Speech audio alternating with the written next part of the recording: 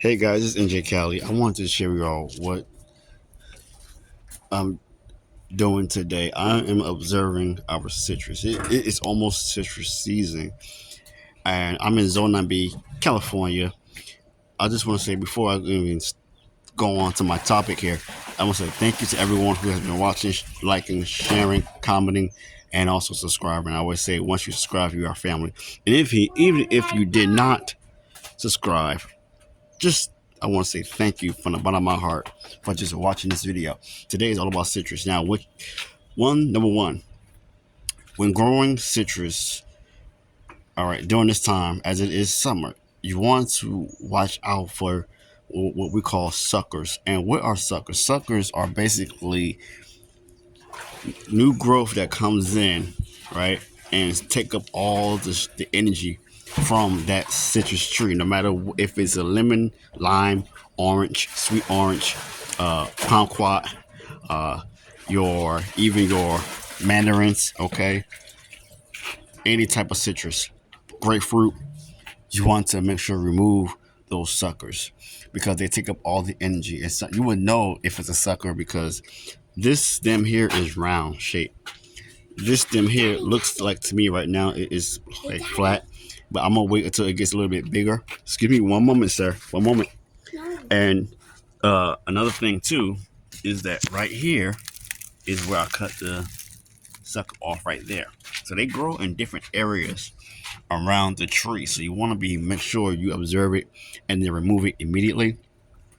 Number two, if growing in containers, make sure you feed your citrus trees once a month. Why? Because they love to eat. They are greedy. Give it compost. You can also give it slow release fertilizer. I use two products. Ivy Organics all-purpose fertilizer with a three balanced fertilizer, 6 macronutrients, and I also use Espoma citrus tone, which I have here. And this is a slow release fertilizer. Unlike Ivy Organics product, you can use it in both ways as a fertilizer tea, as a soil drench, or a foliar spray by getting those leaves nice and healthy. Okay, I do have fruit. You can see right there.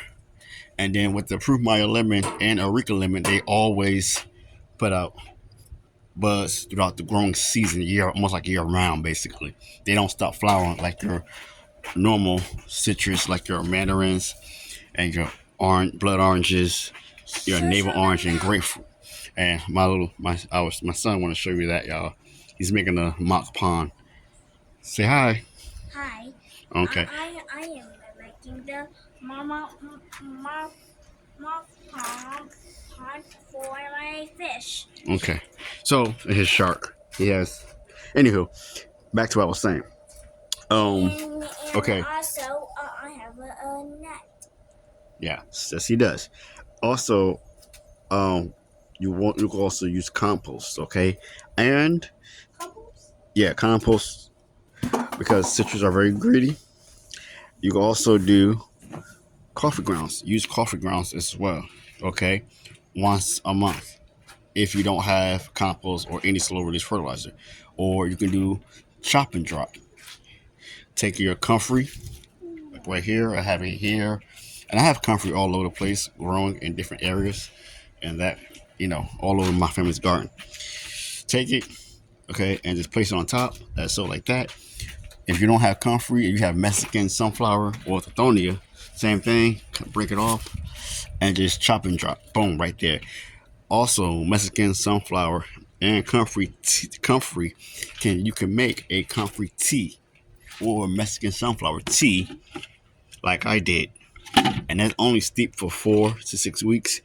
If it's like that and it got hot and you forgot about it, and it might have diluted, so it might be weak. You can always take a leaf like so, right there, break it off, let it steep in there like so. Boom, done. Stir it up a little bit every week now and then. You're good to go. You could do that as well. So that's the way you feed. Always remember to make sure you thin your fruit. And this is a Rory Satsuma. And this is a weeping citrus tree. Okay, there's another new one that is called the Dragon. Broke Farmer. He has that citrus tree that's kind of new. Um, I don't know too much about it. It's in the East Coast. It's a put like a cold hardy citrus. He's a king. He's a prince of citrus growing out there in the East Coast, and I think it's in Georgia.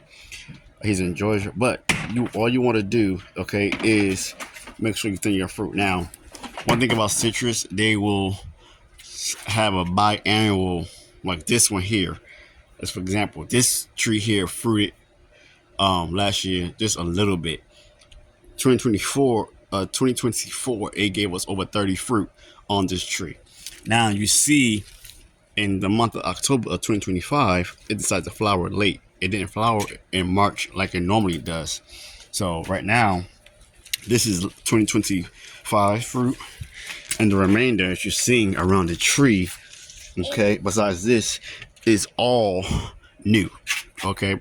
And a lot of the leaves did fall from being stressed out this year, unfortunately. So it's all new growth coming in now. Okay, so over here we have the Sanguinella blood orange, excuse me, sir, right here. And it only is giving us like one or two. Oh, here's another one underneath that leaf right there, right one there. So it gave us about 3 right now, and they're very small. They're not doing much because it's not in the sun. And this is the fruit from last year, all right, that I have not harvested yet. Okay, and then over here, our navel orange, for example, is here, and it has fruiting, I'm gonna say for the first time in years. So there we are, and here's my ranger looking and observing to see what's going on. Okay, guys, I'm NJ Kelly. Thank you all for watching. Until next time, we will see you in the next one. Say bye. Bye.